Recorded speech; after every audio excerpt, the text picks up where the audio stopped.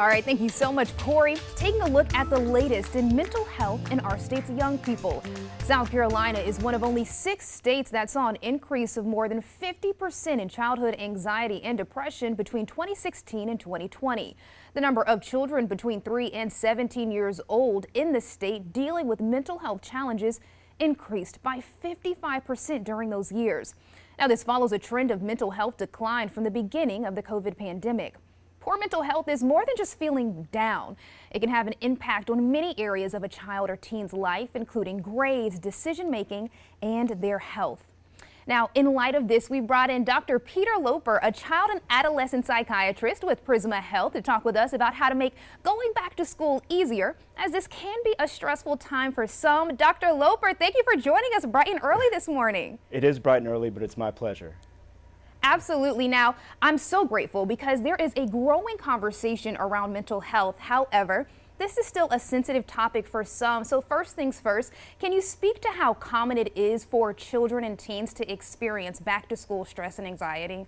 Yeah, you know, it's interesting because not all anxiety is bad. And in fact, anxiety can be very, very helpful in supporting healthy adaptation for our kids. And so in times of change, when there's a change in routine or a new routine, anxiety would be expected. And having back to school anxiety, you know, it's a new routine. They've been on their summer schedule all summer. And so that we would expect that they would have some anxiety and maybe a little stress. All right, sorry about that. Dr. Roper, you and I were talking about this. You just said new routine.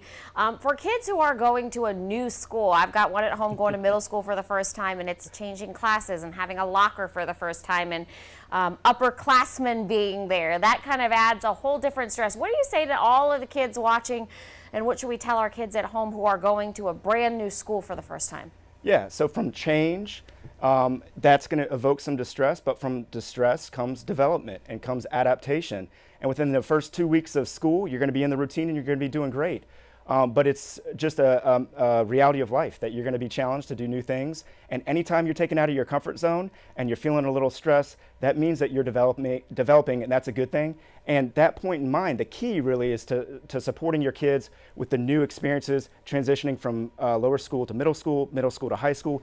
It's going to be meaningful interpersonal interactions embedded in the context of the family, so with mom and dad and parents and siblings, but also meaningful interpersonal interactions with their peers. It'll really offset a lot of that distress from transitioning to that new space off the bat. Dr. Loper, what kind of signs should we look out for? Because not every child is vocal when they are experiencing stress or experiencing anxiety. So what signs as a parent or a guardian should we look out for if maybe our kids are experiencing some of that? Yeah, and so like I said, anxiety can be normal. Anxiety disorder is defined when approach and exploration, so healthy human development is approach and exploration, right? It's getting up, it's getting dressed, it's getting ready, it's getting in the car, it's heading off to school, it's going to all your classes, it's coming home doing your homework, right? It's that typical routine. It's okay to have some stress and anxiety in the context of that experience, but if avoidance, withdrawal, or acting out behavior outpaces with consistency that approach and exploration that's consistent with a normal daily routine, that's when we start to get worried about a disorder. And so we look for things like not wanting to get up out of bed in the morning, refusal to go to school, refusal or trying to skip class or not engage in class, not engaging with the homework. The other thing too that we would start to look for, particularly in the younger school age kids, would be what we call quote unquote somatic complaints.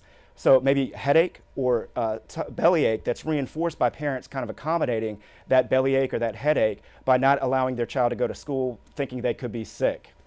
So those are some of the things that we look for: avoidance, withdrawal, acting out behavior that outpaces with consistency that child engaging in that approach and exploration of the new experience and engaging with that distress in a meaningful way.